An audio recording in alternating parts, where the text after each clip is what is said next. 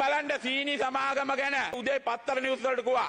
සීනි වලින් රුපියල් කෝටි 4ක් ඕගොල්ලොත් අහුවේ ඔය නිවුස් අපිත් අහන්නේ ඔය නිවුස් තමයි. කෝටි 4කට වැඩිය මං හිතන්නේ පාඩුවක් අද සීනි වලින් ලැබිලා තියෙනවා වෙලා තියෙනවා. අපි ඒක කියන්නේ නැහනේ. අපි කියන්නේ නැහනේ වංචාවක් කරා හොරකමක් කරා කියලා. අපි කියන්නේ සීනි වලින් කෝටි 4ක පාඩුවක් වෙලා තියෙනවා. ආණ්ඩුව අත ගහපු දේවල් හැම එකකින්ම කෝදෙන් ක්ලීන් ශ්‍රී ලංකා තියනවද? ක්ලීන් ශ්‍රී ලංකා නෑ. අන්තිමට ගිහිලා නුවර ගිහිලා දලදා පෙන්නුවා. කක්ක කරලා විනාශ වුණා. කක්ක කරලා මහා නුවරක් නැති වුණා. ඊට පස්සේ මොකද වුනේ? ඊට පස්සේ කරා රණවිරු උත්සවේ. ඒ රණවිරු උත්සවේ ගාගත්තා. ඊට පස්සේ මොකද කරේ? ඊට පස්සේ කරපු මාළනී පොන්සකයි මරණි ඒකත් කාගත්තා. හැම වැඩක්ම අත ගහන වැඩේ පේල් වෙනවා. අද තියෙන්නේ ඕගොල්ලෝ මොනවද දන්නවද? බයිබරි මොකද්ද?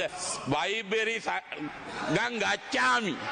බයිබරි සංගම් ගච්ඡාමි. බයිබරි එක අල්ලගෙන තමයි අද ආණ්ඩුව දුවන්නේ. උදේට එකෙක් දානවා, හවසට ගිහිල්ලා දානවා, සතියක් තියෙනවා එපදෙනවා. බයිබරි එක තමයි අද බයිබරි අල්ලස් කොමිසම විතරයි ඕගොල්ලෝ ආණ්ඩුව කරන්නේ. ඒගොල්ලෝ පෙන්නගෙන. ඒගොල්ලෝ උදේට ගිහිල්ලා කොහෙන් හරි එකෙක් ගෙනව දානවා වැලිකඩට හරි CRP එකට හරි කොහෙට හරි මැගසින් එකට හරි දාලා ආයෙ එළියට ගන්නවා. ආයෙ සතියකින් දානවා.